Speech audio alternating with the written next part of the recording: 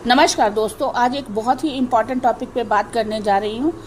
ये अपवाद का विषय है, लेकिन फिर भी हिम्मत करके ये बात करने जा रही हूँ, क्योंकि कई लोग मानते हैं कि हम तो अपने पितरों की फ़ोटो जो है वो घर में लगा लेते हैं, तो हम उनको जो है रिस्पेक्ट दे रहे हैं। ऐसा नहीं होता। घर में पितरों की फ़ोटो जो है वो शुभ नहीं मानी जाती। चाहे आपने यथा स्थान पर की उनकी फ़ोटो लगा रखी होगी, लेकिन फिर भी घर के अंदर पितरों की फ़ोटो नहीं लगानी चाहिए, क्योंकि जो पितृ होते हैं वो देवतुल्य होते हैं और उनको उनकी जर्नी को हमने सुखमय बनाना होता है।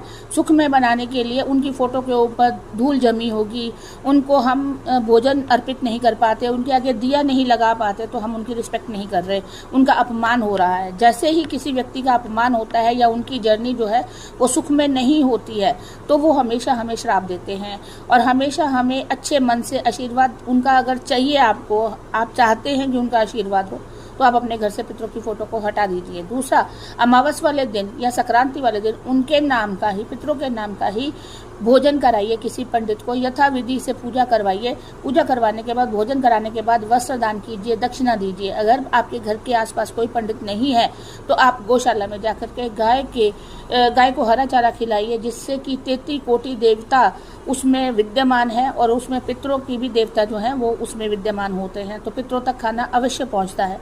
दूसरा, कई लोग ये भी बोलते हैं कि हम उनका जन्मदिन भी मनाते हैं पितरों का। बड़ी भारी गलती करते हैं।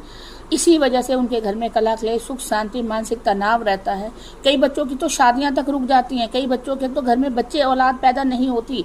ये यही कारण होता है जिसकी वजह से ये सारे कष्ट जो है उनको आते हैं। तो ऐसा गलती मत कीजिए प्लीज़, इन चीज़ों को सुधार कीजिए, क्योंकि गरुड़ पुराण में भी लिखा है कि उनकी यात्रा जितनी कष्टकारी होगी वो उतना ही हमें श्राप देंगे, उतनी ही हमारे लिए अच्छा नहीं सोचेंगे। अगर अच्छा चाहते हैं, उनका आशीर्वाद चाहते हैं, तो उनके जीवन को, उनकी यात्रा को सुखमय बनाइए और उनकी फ़ोटो को अपने घर से हटा दीजिए।